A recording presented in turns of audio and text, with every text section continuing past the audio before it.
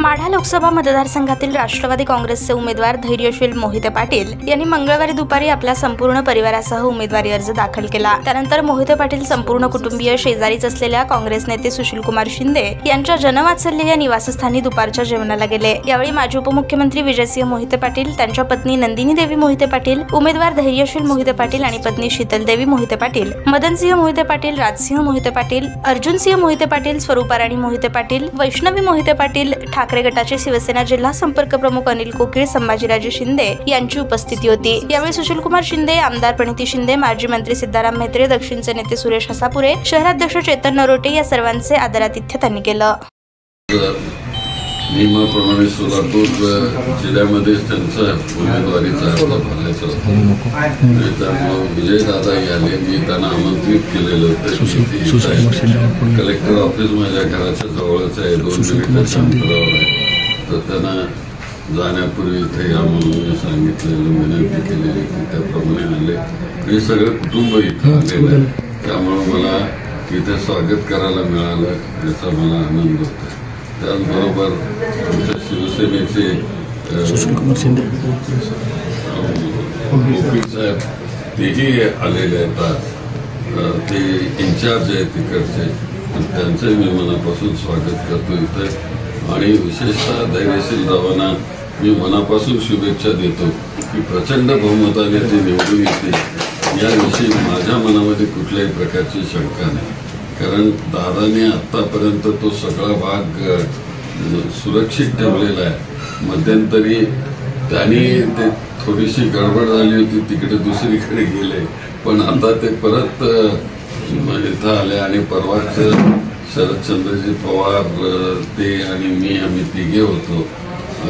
त्याच्या अगोदर त्याच दिवशी रात्री त्यांनी CP मध्ये प्रवेश केला आणि त्यामुळे आता हा सगळा प्रश्न मिटलेला आहे आणि त्यामुळे विजयाची खात्री आहे।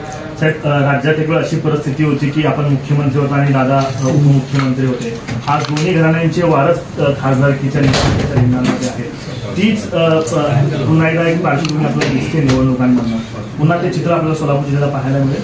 नाही, असं चांगलं चित्र सोलापूर जिल्ह्यामध्ये पाहायला मिळेल, याहीपेक्षा चांगलं, कारण तुम्हाला सगळ्यांना माहिती आहे की मी मुख्यमंत्री, दादा उपमुख्यमंत्री, केवढं सुरेख अशा प्रकारचं महाराष्ट्रामध्ये राजकारण आम्ही केलं आणि सामाजिक समतेचा विचार दोघांनी इथे रुजवण्याचा प्रयत्न केला।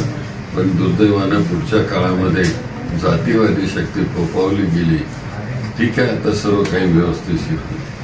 देवेंद्र फडणवीस सत्ता सोलापुरात आले होते, त्यांनी म्हणलं की 40 वर्ष आपण दोघांनी सत्ता इथं केली, मात्र सोलापूरच्या पाण्याचा प्रश्न आपण सोडवू शकला नाही, तशी टीका आपल्यावरती होते।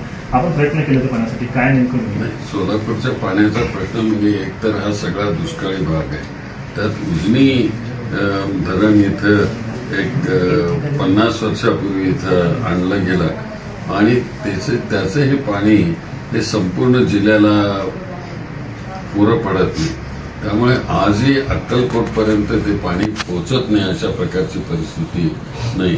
पुण्यासारखी किंवा नागपूरसारखी इथं परिस्थिती नाही, खूप धरणं नाही आहेत इथं। एकाच धरणावर एवढा सगळा जिल्हा, बाजूचे जिल्हे भिजले जातात, हे मला वाटतं फडणवीस विसरले असते तर त्यांना आठवण करून दिली आपण।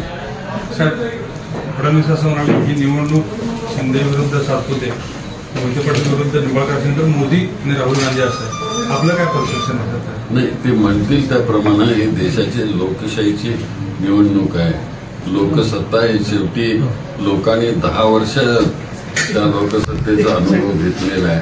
आता लोकच म्हणतायत की आम्ही आता सगळा बदल घडवून आणणार आणि मला वाटतं की हुकुमशाही विरुद्ध लोकशाही अशा प्रकारची खरी लढत आहे। साहेब, भारताची निवडणूक ही थेट पंतप्रधान किंवा थेट राष्ट्रपती निवडून देण्याची नसते, ती आपण लोकप्रतिनिधी आपला स्थानिक निवडून देत असतो। मात्र भाजपकडनं एक परसेप्शन असं केलं जातं की लोकप्रतिनिधी निवडून देतच नाहीये, तुम्ही थेट मोदींनाच निवडून देतात, तर हे एखाद्याकडे किंवा राजकीय जसं हुकुमशाहीमध्ये तशा पद्धतीने घेऊन जाणार आहे? असं आहे, याच्यामध्ये त्यांच्या मनामध्ये काय आहे, डोकावत आहे हे अजून सांगता येत नाही आणि म्हणूनच आम्ही म्हणतो की ही लढाई ही हुकुमशाही विरुद्ध लोकशाही आहे आणि घटना बदलणार, काय करणार, ठेवणार याचं एक चित्र आहे। ताज्या बातम्या पाहण्यासाठी प्राईम महाराष्ट्र न्यूज चॅनलला सबस्क्राईब करा.